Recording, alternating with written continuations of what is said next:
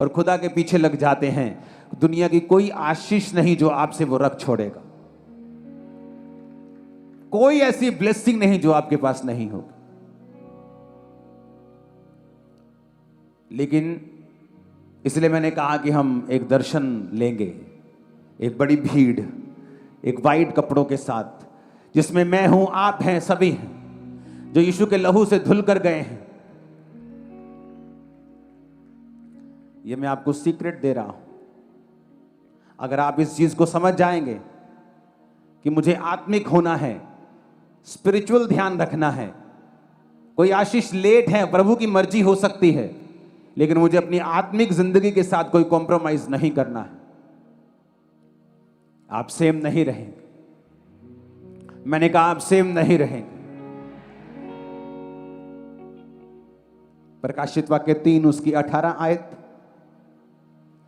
प्रकाशित वाक्य 4 उसकी 4 आयत, प्रकाशित वाक्य 6 उसकी 11 आयत, प्रकाशित वाक्य 7 उसकी 9 आयत, प्रकाशित वाक्य 7 उसकी 13 आयत, प्रकाशित वाक्य 19 उसकी 14 आयत।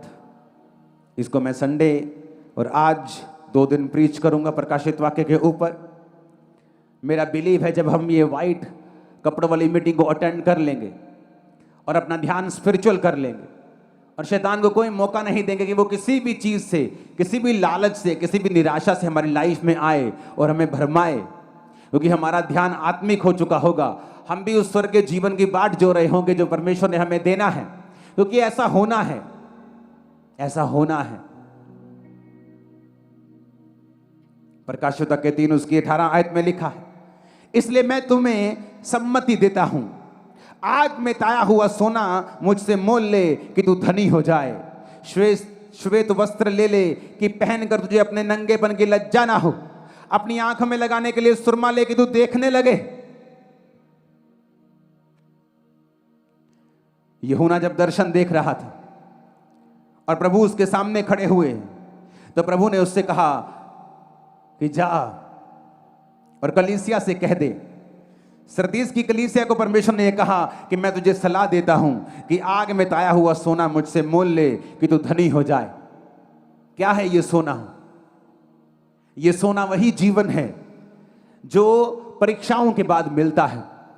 बाइबल कहती है जब आग में से सोना निकल कर जाता है तो वो और अधिक चमकदार हो जाता है, उसमें से अशुद्धियां निकल जाती हैं। जब लकड़ी को आग में डाला जाता है वो जल जाती है, लेकिन जब अगर सोने में से अशुद्धियां दूर करनी हो तो वो उसे आग में डाला जाता है, वो शुद्ध हो जाता है। परमेश्वर ने क्या कहा? परमेश्वर ने कहा तू धनी हो जाए, ऐसा जीवन मैं तुझे दूंगा। वो आग में ताया हुआ सोना और कुछ नहीं है, एक परीक्षाओं से निकला हुआ, परीक्षाओं में से सफल होकर निकला हुआ जीवन, जो सिर्फ वही विश्वासी पा सकता है जो अब्राहम की लीक पर चलता है, जिसका ध्यान उस स्वर्गीय नगर की ओर है, जिसका ध्यान ये नहीं है और धमकियां देता फिर रहा प्रभु को कि अगर इस बार मेरा वीजा नहीं आया मैं सुसाइड कर लूंगा, इस बार नहीं आया मैं हट जाऊंगा, इस बार नहीं आया बाबे के पास चला जाऊंगा, इस बार नहीं आया चर्च जाना छोड़ दूंगा। ये उन लोगों के लिए वचन नहीं है। परमेश्वर ने कहा अगर तू धनी हो जाए, ये धनी वो धन वाली बात नहीं कर रहा धनी बाबू, ये उस धन की बात कर रहा है जो सबके पास नहीं होता। वो धन जो तुम्हारे पास है ना धनी बाबू, वो धन इसमें भी शामिल है, लेकिन ये धन जो तुम्हारे पास धनी बाबू है ना, ये उस धन से कहीं अधिक बड़ा धन है।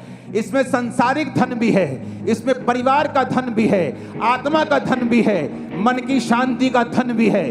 वो जीवन है जो बड़े बड़े बिलियनर्स के पास नहीं है, जो तुम्हारे पास होगा। यीशु मसीह के नाम में आमीन ऊंचा चाहिए।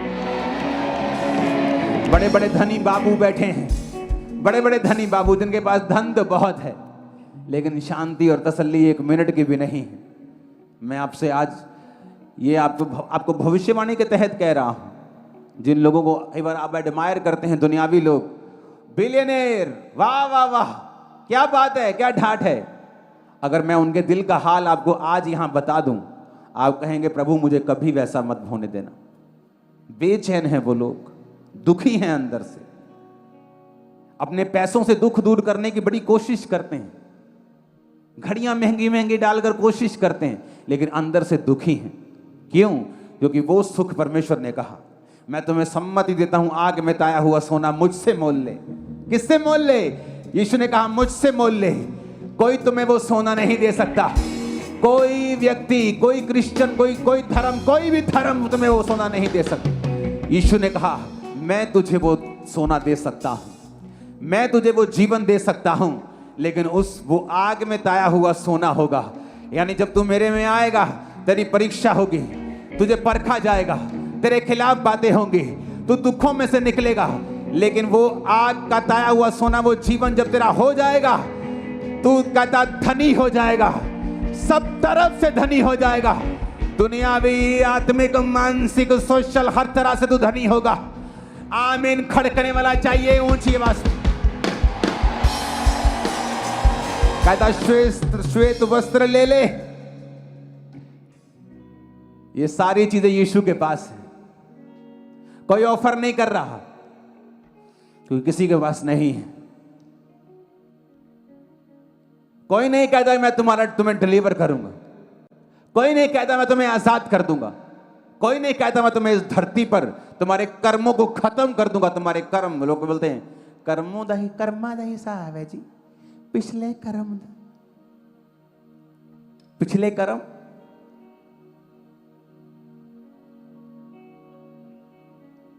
जीसस ने कहा मांगो तो दिया।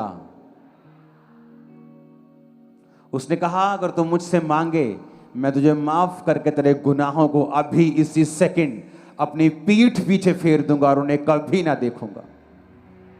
तुमने रेप्स किए हो, खून किए हो, तुम मसीह को नहीं जानते थे। उसने कहा मैं तुम्हारे गुनाहों को माफ कर दूंगा।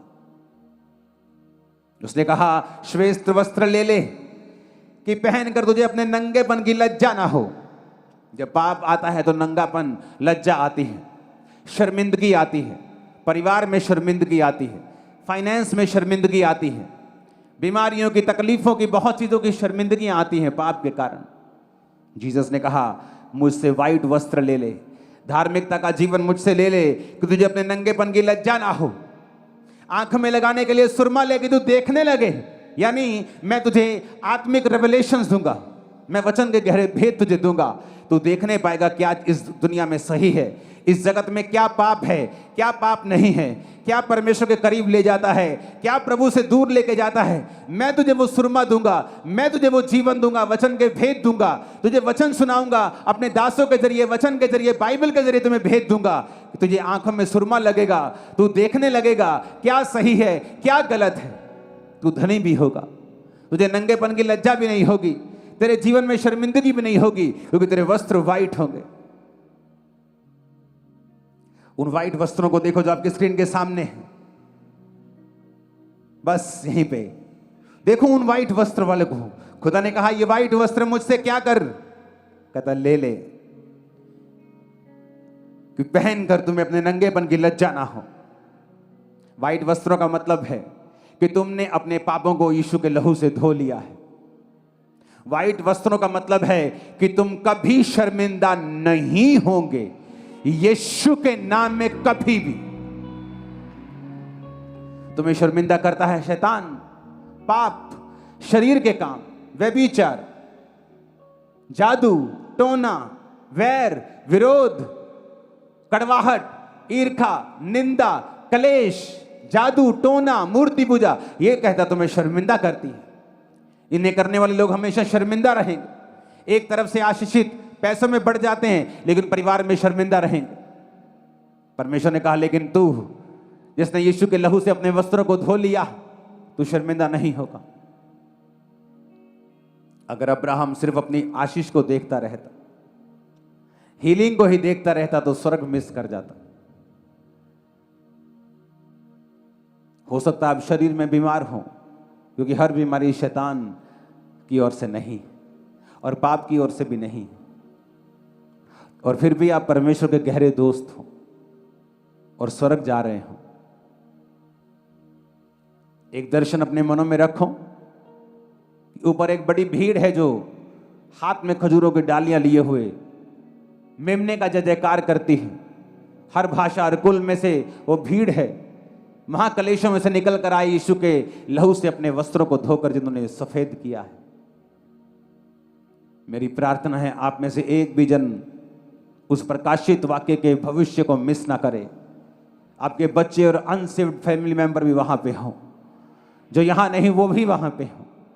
आमीन। ऊंचा चाहिए चर्च। मैंने आज आपको डिलीवरेंस का एक भेद दिया है, एक ऐसा भेद दिया है जो सिर्फ आपको एक बार नहीं बार बार आपको आजाद